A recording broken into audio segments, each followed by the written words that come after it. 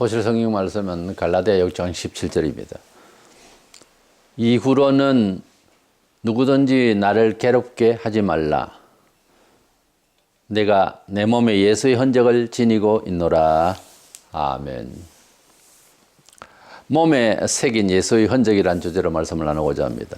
흔적이라는 말은, 스티그마라는 말은 찍힌 자국 그런 뜻이고, 또 종교적으로는 거룩한 성흔, 거룩한 흔적을 말합니다.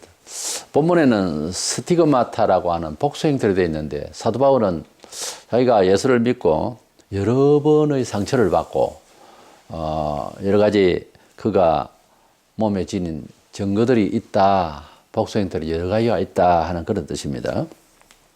딱 한 가지 흔적이 있다 그 말이 아니고요. 이래서 사도 바울은 자기 몸에 예수의 흔적을 가졌다 이렇게 말했는데, 우리는 과연 어떤 정신으로 그렇게 말을 할 수가 있을까요? 먼저 믿는 것과, 내가 예수를 믿는다라고 하는 것과 믿음의 경험의 차이가 있습니다. 하나님이 존재하시고 이 세상을 지으셨다는 것을 내가 믿습니다 하는 고백은 잘하는 겁니다. 왜? 내가 그렇게 인지하고 그렇게 하나님을 신뢰하고 인정한다는 거죠. 하나님은 먼저 기초적으로 그걸 원하세요. 그래서 하나님께 경배하고, 하나님의 역사하심에 대해서 깊이 잘 모르지만은, 그러나 하나님은 이 세상을 지으셨음을 내가 믿고, 아니면 믿어진다 할까요? 그래서 경배하고 하나님을 믿게 된다. 이럴 때에 하나님은 그를 자녀로 삼으시는 걸로 되어 있습니다. 그런데 내가 하나님을 믿는다라고 하는 것이 생활 속에서 여러 방면에서 구체적으로 하나님의 권세와 능력을 입증하는, 증거를 하는 것은 또 다른 문제예요. 또 다른 문제예요. 집안에 자식이 많이 있는데 아버지가 대단한 분이다 하래요. 그랬을 때에 큰아들이 할 수 있는, 아버지를 증명할 수 있는 정도가 있겠고, 막내가 증거할 수 있는 정도가 있지 않겠어요? 아버지로서는 다 같이 사랑하시고, 또 자녀들로서는 아버지하고 다 같이 하지만은 그 아버지의 자녀다움을 발휘하는 것은 차이가 있을 것 아닙니까? 예. 그래서 우리가 예수님을 믿는다라고 할 때에 그 예수님이 내 구주라고 하는 사실 자체를, 그래서 내가 믿으면 주님이 나를 용서하심을 나도 회개를 했고, 그랬을 때에 하나님 자녀로 삼았다고 하는 입장과, 그리고 하나님의 자녀가 됨에 대한 표시가 나의 경배 시험을 통해서, 내가 하나님 앞에 기도하는 걸 통해서, 감사하며 찬양하는 걸 통해서 이제 확정이 됐어요. 그런데 하나님의 구체적인 역사, 하나님의 권세, 하나님의 실질적인 존재를 감각적으로 알게 하려고, 체울케 하려고 불신자에게 증거를 한다, 혹은 신자들 가운데서 증명을 한다고 하는 것은 또 다른 문제거든요. 야고보는 우리가 하나님을 믿는다라고 할 때 하나님이 한 분인 줄 믿습니까? 아멘. 그렇게 하지만은 그렇게 하나님 한 분이신 줄 무엇으로 증명할 것이냐 하는 문제가 있단 말이에요. 그것은 믿음의 여러 가지 도덕적인 것, 무슨 종교적인 것, 믿음의 기적적인 신비로운 것, 이런저런 여러 가지 성경에 나온 그런 실천을 하고 그런 요구를 하시는 하나님의 말씀들이 있는데, 내가 과연 어느 파트에서 어떻게 증명할 수 있을 것인가 하는 문제가 있는데요. 일부러 자꾸 믿는다 그러고 예배당만 왔다 갔다 하면 기본적으로 영생 구원은 얻었는가 모르지만은, 그것도 약간 의심스러운 게, 믿으면 믿음의 증표가 좀 있어야 되는 거예요. 오늘 제목은 예수의 흔적을 지녔다고 하는 사도 바울입니다. 야고보 2장 18절에서 20절을 보면, 이제 19절 20절을 보겠어요. 네가 하나님은 한 분이신 줄을 믿느냐? 잘하는도다. 귀신들도 믿고 떠느니라. 아하, 헛단한 사람아, 행함이 없는 믿음이 헛것인 줄 알고자 하느냐? 그랬어요. 사람이 가지고 있는 이런 인지 능력, 그것은 좋은데 하나님이 한 분이신 줄 믿는다. 근데 귀신도 하나님 한 분인 줄은 안다는 거지. 그 안다는 입장에는 똑같단 말이야. 그러나 귀신이 하나님을 경배케 하고 하나님을 아는 대로 행합니까? 안 하죠. 우리가 귀신이 아니고 신자와 불신자를 나눴을 때, 기독교 신자다. 기독교 신자도 하나님 한 분인 줄 알고, 불신자도 교회는 안 나오지만 하나님 있다고 알고는 있지. 이렇게 하고 있다 이 말이 들어. 그랬을 때 그들과 우리의 차이점이라면 하나님을 경외하고 하나님의 뜻대로 사는 행함으로서의 증명이 되어져야 될 것 아닙니까? 그것이 안 되고 그냥 하나님 믿는다라고 할 때는 한 분인 줄 믿습니다. 그 말만 가지고 교회를 다니면 안 다니는 사람하고 뭔 차이를 모른다고 말이에요. 사도들이 3년 정도 넘어 이렇게 교육을 받았는데 실제 예수님 옆에서 실물 교육을, 실제적인 교육을 받았단 말이에요. 뭐 이론적인 건 필요 없고 실제적인 것만 생각해도 엄청난 교육을 받은 거예요. 3년 동안 매일같이 일어난 역사와 주님의 교훈과 감동과 그랬는데, 그들이 가지고 있는 지식, 예수님이 내 구주입니다. 베드로도 오순절 성령 받기 전에도 했잖아요. 성령으로 다 깨우쳐서. 근데 그걸로서 증인이 되는 것까지는 안 된다는 거죠. 교회 다니면서 자기를 착각하는 게 90% 이상입니다. 알고 보면. 내가 예수님을 믿고 예수님이 내 구주라는 사실과 하나님의 기적과 능력을 다 믿는다라고 하는 그걸로서 실제화할 수 있는 믿음인 줄 알아요. 그러다가 환난이고 칼을 들이대면 안 믿는다까지 돼버려요.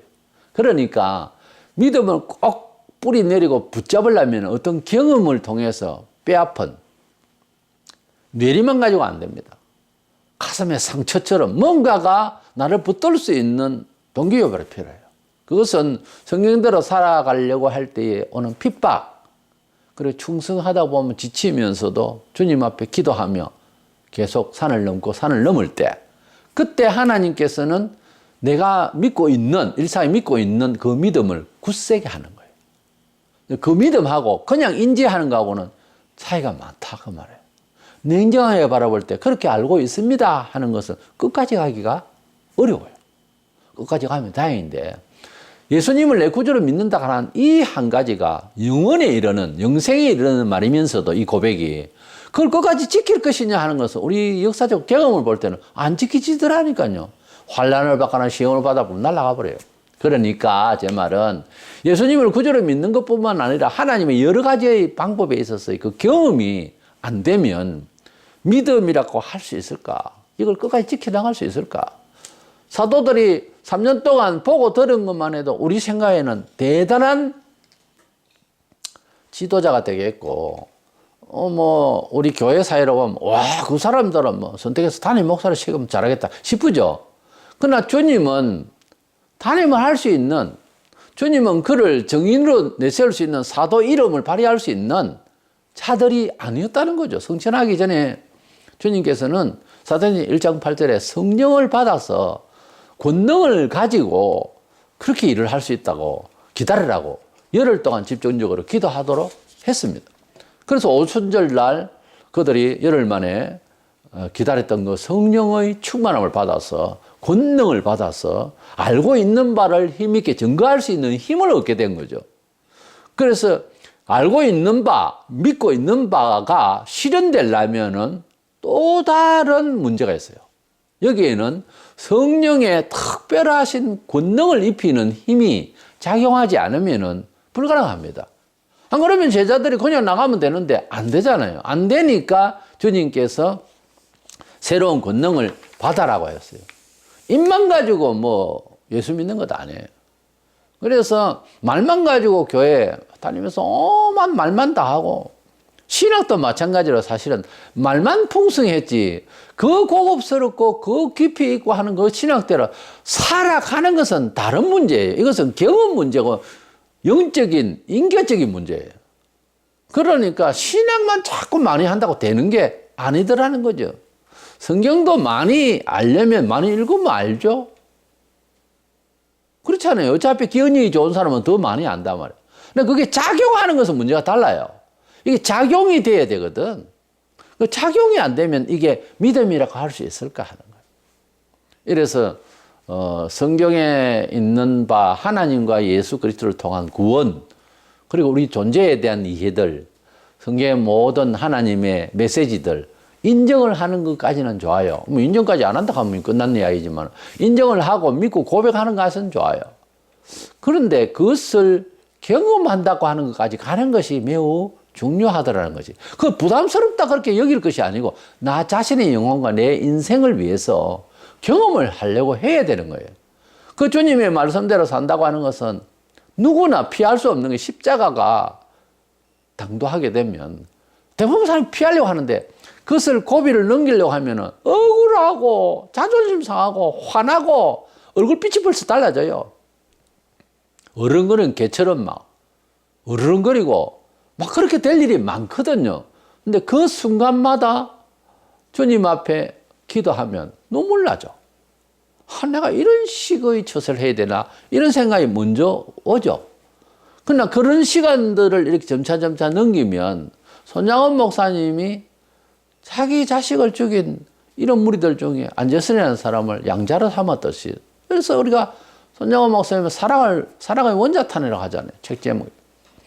그런 걸 실천하려면은 만약에 그런 일이 당했잖아요. 그럼 당했을 때에 처세하는 게 법에도 없고 사회적으로도 안 맞고 혈육적으로도 이해할 수 없는 일이지만 주님이 이해하는, 주님이 원하시는 길로 간다고 하는 것은 이건 보통 어려운 일이 아니에요. 근데 그걸 경험을 하면 그것도 자원해서 나가는 경우도 있어요. 뻔히 알면서도, 고난을 뻔히 알면서도 자처하고 그 길을 주를 위하여서 희생의 길을 가고자 하는 선교적 신앙도 있어요. 그러나 그냥 일상에서 특별히 직장관계라든지 가정관계라든지 이런저런 일들 가운데서 하나님의 뜻대로의 삶이, 상식을 벗어나서 그냥 세상을 사는 신비주의가 되라는 말이 아니고 가능한 상식적인 입장에서 동조하면서 살아야 돼요. 기독교인은 그걸 잘해야 됩니다. 그러면서도 하나님을 부정하고 내 생애 자체가 위태로운 상황까지 극단적인 그런 종교 양심을 짓밟는 일이 벌어질 때는 여기에는 내가 선택을 잘해야 되는 거예요. 그리고 자유롭고 세상 법도 인정하는 고소고발할 수 있고 내 권익 모든 것들을 찾을 수 있지만 혹시 그 순간에 내가 주의 종이 되어서 주를 위하여 이것을 어떤 식으로 처세하는 좋은 생각이 들거든. 그것을 성경에는 믿음의 선이라고 해요. 이렇게 선행을 할 일이 생기면 그렇게 하려고 할 때 굉장히 어렵단 말이죠. 근데 그것을 한번 해보면 참 은혜롭습니다. 자기가 은혜를 받아요. 그러고 나는데 그 믿음이 딱 한 내 마음밭에 뿌리를 깊이 내려서 요동치 아니하는 그 선행이 딱 진을 치고 내가 앞으로 또 그런 일을 당하면 또 이길 수 있는 힘이 생겨요. 그래서 믿음은 경험이 필요하다니까. 가령 얘가 예수 믿는데 증거하다가 또 주의 뜻대로 사는데 괜시리 내가 뺨을 맞고 욕을 듣고 손해를 봤다. 고발을 할 수 있잖아요. 근데 용서한다고 해서 그 사람이 용서해 주십니까? 아유, 죄송합니다. 제가 잘못했습니다. 이럴 놈도 아닌데도 용서하고 선의로 바라봐주고 이게 참 힘들거든요. 그렇게 할 때에 하나님께서 배후에서 이런 것에 몇 배나 더 하시고 은총을 주시는 것을 경험을 해야 되는 거예요. 이런 작은 것부터 경험을 안 해나가면 힘듭니다. 대부분 우리가 간증하고 하나님을 증명하는 거죠. 믿는 것 말고 난 예수님을 믿습니다. 이게 무슨 간증이에요? 근데 그건 신앙 고백이라고 그러지. 신앙 고백과 간증은 다릅니다. 하나님을 경험하고 하나님 뜻대로 살았다 이렇습니다 하는 사람들의 모든 이야기가 통일된 게 뭔가 하면은 합리적으로 세상적으로 생각하는 대로 판단을 하려면 얼마든지 할 수 있는 내용이 있는데 하나님 앞에 물어봤다는 거지. 하나님 앞에 무릎 꿇고 기도했다는 거지. 하나님 뜻대로 하기로 작정을 하고 핍박을 받았다는 거지. 고난을 격려했다는 거지. 그 아픈 사연을 들으면 그래서 눈물을 흘리잖아요. 어떻게 저렇게 살았을까? 그런데 그 뒤 이야기가 중요하잖아요. 그랬더니 100배나 받았더라고 하는 이야기가 나오면 너무 은혜롭잖아요.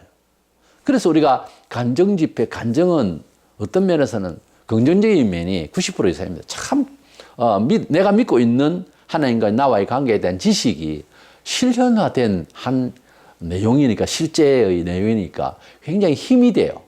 그래서 나도 그렇게 살아야 되겠다는 생각이 들고, 그 말은 내가 아직 그런 경험을 못했다는 거지. 경험을 하게 되면 이렇게 좋은 일이 생긴다. 두 번째로는 어느 정도 우리가 예수님을 믿어야 될까? 말로써 책으로 쓸 만한, 그거보다 바울처럼 성헌이 생길 만큼 믿느냐는 거예요. 그렇게 한 흔적이, 스티그마가 생길 수 있는 만큼 믿었느냐. 이건 이제 더 심한 이야기인데, 바울은 주님의 제자가 되어서 참 매도 많이 맞았고 돌도 맞았고 몇 번 죽을 뻔하고 막 그랬어요. 근데 우리가 믿음을 지키려고 할 때 성경의 예수님의 교훈과 제자들의 경험을 봐서 확실한 것은 누구나에 대해서는 예외가 없어요. 누구나 핍박을 받아요. 예수 믿는 핍박이라는 게 별로 없었다. 이거 정말 답이 없는 이야기. 왜냐하면 성경에는 핍박이 있다고 했는데 저는 뭐 인격적으로 잘 대우했기 때문에 핍박이 없더라 라고 본인이 그렇게 이해한다면 예수 믿는 사람이 아닙니다. 내가 매번 이야기하지만 예수 믿는 사람이 아니에요. 그 사람은. 예수 믿는 사람은 핍박과 욕을 듣고 심지어 뺨을 맞을 수 있고 손해를 받을 수가 있어요. 그런 일도 한 번도 없다. 이게 참 보통 문제가 아니에요. 제일 교회에서 오해하고 목사도 덩달아서 그렇게 이해시키는 큰 함정이 하나 있는데요. 예수에 대해서 몇 년 다니면 좀 알잖아요. 뭘 충성해야 되고 어떻게 살아야 되는지는 대충 이제 교육이 되어지기 때문에 알아요. 남이 하는 걸 봐도 그렇고 알잖아요. 그런데 아무것도 안 하고 태만하면서 한 번도 부딪힐 일을 안 하면서, 그러니까 활동을 안 하면서 평화로다 라고 찬송한다면은 그건 아닙니다. 그건 복을 받은 상태가 아니고 태만한 상태예요. 게으른 상태에 있으면서 이것을 평안이다, 이것이 축복이다라고 말을 한다면 이건 말이 안 되는 이야기예요. 평안은 투쟁하는 속에서 내적으로 만들어집니다. 세상의 일도 자유라고 하는 것은요, 자유를 지키기 위해서 투쟁하는 가운데서 얻을 수 있는 거예요, 원래. 영혼의 상태도 똑같아요. 영혼의 평안이라고 하는 것은 우리가 흔히 생각하는 감성적인 것은 평안이 아닙니다. 나를 지킨다고 하는 것은 어떤 상황에서도 요동치 않은 하나님의 평강이라고 하는 것은 다른 개념이라고요. 육신적이고 본성적이고 사회적인 그런 의식으로 평안이라고 하는 것은 성경이 말하는 평안이 아니에요. 내가 너에게 주는 평안은 세상이 주는 평안과 같지 않다고 주님이 말씀하신 내용이 어떤 뜻인지를 알아야 됩니다. 내가 태만하고 내가 봉사 안 하고 내가 열심을 안 내고 내가 주를 생각하면서 참지도 아니하고 화낼 것 다 내고 요구할 것 다 하고 뜯을 것 다 뜯어 놓고 그래서 난 평안하다. 내 마음대로 사니까 평안했겠지. 근데 그 주님이 주시고자 하는 평강은 내가 고충도 하나도 안 받고 아무 일도 안 하고 일을 안 하면 부딪힐 일도 없고 사고도 없죠. 말하자면 게으름을 피우고 가만히 있으면서 평화다라고 하는 것은 그거는 말이 안 되는 이야기예요. 그런데 교회에서 충성 봉사도 없고 투쟁도 없으면서 평안을 부르짖는다면 우습잖아요. 주님이 웃으신다고. 뭔 평안을 받았는데 성령의 평안이 뭐라고 지금 너가 지금 평안을 너 뭔 일 했냐?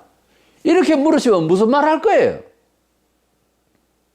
선교 중에 있고 핍박받고 막 그런 중에서 평화로다 이렇게 찬송할 수 있는 평안이 진짜 평안해요. 일을 하는 가운데 핍박 가운데 힘든 가운데서 평안을 말할 수 있느냐는 거예요. 베드로가 옥에 잡혀갔는데 그것에 잠을 잘 수 있고 옥에서 찬송할 수 있다면 그게 성령이 주는 평안이래요. 그리고 아무 일도 없고 가만히 있을 때는 오히려 부스럼이 나요. 뭔가 활동하면서 평안이 와야 진짜 배가 평안해요. 배가 좀 고플 때 반찬이 좀 부족해도 밥 먹으면 맛있잖아요. 우리가 환난과 어려움이 있는 가운데서 주님이 주시는 내적 평안이 진짜 평안의 맛이죠. 배부르고 태만할 때는 아무리 좋은 음식도 그렇게 썩 맛이 없듯이 우리가 태만하면서 평안을 이야기하고 평화를 노래한다면 평안을 이야기하고 평강을 노래한다면 가치가 있을까요? 우리는 바울이 내가 내 몸에 예수의 흔적을 지니고 있노라 하는 이 말에 심각한 자기 돌아봄이 필요합니다. 예수를 잘 믿는 것은 말로만 또 지식으로 뭐 많이 아는 것만 그것이 아니고 객관적으로 있잖아요. 누가 당신은 예수 믿는 사람 같아 라고 하거나 본인이 예수를 믿는다고 하다가 누구에게 맞아가지고 상처를 받았거나 이거 참 여기 팔 이게 찢어진 것이 내가 믿는다고 우리 아버지가 이제 불로서 찢은 거다든지 예수를 믿는 바람에 좋은 직장에 있었는데 다른 직장으로 옮기면서 주일 성수하기 위해서 옮겼다든지 하여튼 이렇게 바꿔서 술 장사하는데 때려치우고 그냥 바른 장사를 뭐 사과 장사를 하더라도 하고 이래 있으면 주변이 볼 때 흔적이잖아요. 내 몸에 예수의 흔적이 있는가? 이건 막 결정적인 거예요. 저 친구는 다른 점이 있다. 이런 흔적이 필요한 거예요. 불신자들이 우리를 볼 때에 우리 말만 보는 게 아닙니다. 불신자들이 볼 때에 우리가 예수 믿는 그런 모양을 보는 것이 아니에요. 불신자들은 우리의 말을 듣고 믿으려고 하지 않습니다. 우리를 볼 때에 뭔가 다른 점이 있다. 뭔가 상처와 같이 무슨 흔적이 보여야 되는 거예요. 저 사람을 보면 예수가 보인다. 이렇게 돼야 되는 거죠. 이게 사도 바울이 여러 흔적이 있는 거예요. 스티그마. 그건 복수형태로 되어 있어요. 아주 많은 믿음의 상처를 가지고 있다는 거죠. 예수님은 요한복음 14장 9절에 보면은 나를 본 자는 곧 아버지를 보았느니라. 그런 말씀을 하셨죠. 우리가 예수님을 보여주고 예수님을 증거한다고 하는 것은 전에는 화장을 여성 같으면 화장을 이쁘게 하고 뭐 잘난 척하고 이러던 사람 예수를 믿고 완전히 변화를 받아서 그저 뭐 대충 하고 단정하게 그냥 옷 입고 어느 정도만 옷 입고 그래서 전도를 나가고 친구에 간다고 달라졌다. 예수의 흔적입니다. 예수의 흔적이에요. 아니 옷 입는 태도, 말하는 태도, 화장하는 정도, 잘난 척 하다는 거 뭐 반지 같은 것도 안 보이고 목걸이도 없고 어떻게 저렇게 단정하게 저렇게 절제하고 흔적이에요. 예수의 흔적. 예수의 흔적이 보여야 됩니다. 예수의 흔적을 지녀야 됩니다. 나의 삶 속에서 예수의 흔적이 있어야 되는 거예요. 나의 삶 속에서 나의 평가가 저 친구는 예수를 믿는 사람이다 라고 할 수 있는 흔적이 있느냐는 거죠. 어떤 태도에서? 태도를 봅니다. 삶의 이력을 봅니다. 심지어 직장관계까지 보고 심지어 몸까지 봅니다. 예수의 흔적이 있는 사람입니다. 산증인이다. 이것이 돼야 진짜 이제 하나님을 증명하고 다 됐다는 것이 아니고 그래도 그런 나름대로 하나님의 은총과 하나님의 관계가 잘 유지될 수 있어요. 근데 이것도 없이 희미하게 다니는. 왜 그래 되냐 하면은 교회가 문제가 있거나 목사의 교육이 부족해서 하는 거 자기 자신의 컨트롤이 너무 태만해서 그래요. 도전을 안 해서 그래요. 그 얌전한 것과 겸손한 것은 다릅니다. 얌전하게 가만히 있으면 등신됩니다, 사람. 겸손은 그런 게 아니에요. 열심히 일하고, 열심히 바라보고, 열심히 도전하고, 열심히 뇌를 굴리고, 열심히 주님을 닮으려고 그러고, 많은 정신적인 활동, 육체적인, 시간적인 모든 영역의 활동, 이런 것들을 부딪히기도 하고, 실수도 하고, 회개도 하고, 또 일어서고, 이런 활동을 하는 동적인 사람, 정적인 사람이 아니라, 동적인 사람, 아버지께서 일하시니 나도 일하노라. 예수님께서 일하는 사람, 움직이는 사람. 이런 가운데서 자기 자신을 새롭게 만들어 나가고, 그리고 그런 가운데서 부딪히고, 그런 가운데서 예수님의 모습이 내 몸에 붙고 내 생활에 붙으면 예수의 흔적이 보이는 거죠. 일본에 옛날에 하천포원 선생이 너무 유명해서 전황에 불렀다 하지 않습니까? 예수가 어떤 사람이요? 그랬을 때 하천포원 선생이 어떻게 답해야 돼요? 나 같은 사람입니다. 그랬어요. 참 유명한 이야기예요. 그런데 전황이 하는 말이 더 참 대단한 말인데 하천보은 선생만 봐도 예수라는 그 사람은 참 좋겠어 그랬답니다. 우리가 평가를 받을 때에 우리를 통해서 예수를 보여준다고 하는 건 대단히 중요한데 우리의 삶의 영역에서 예수의 흔적이 인격적인 평가가 있습니까? 생활의 평가가 있습니까? 예수의 흔적이 있었어. 좋은 평가를 받고 그렇게 우리의 손짓, 우리의 문화생활, 우리의 인생사를 통해서 예수의 흔적을 보여주는 그래서 바울처럼 내 몸에 예수의 흔적을 가졌노라 했던 바울처럼 저절로 고백하는데 부담이 없을 정도로 예수 잘 믿어서 흔적을 채워가는 저와 여러분 되시기를 축원합니다.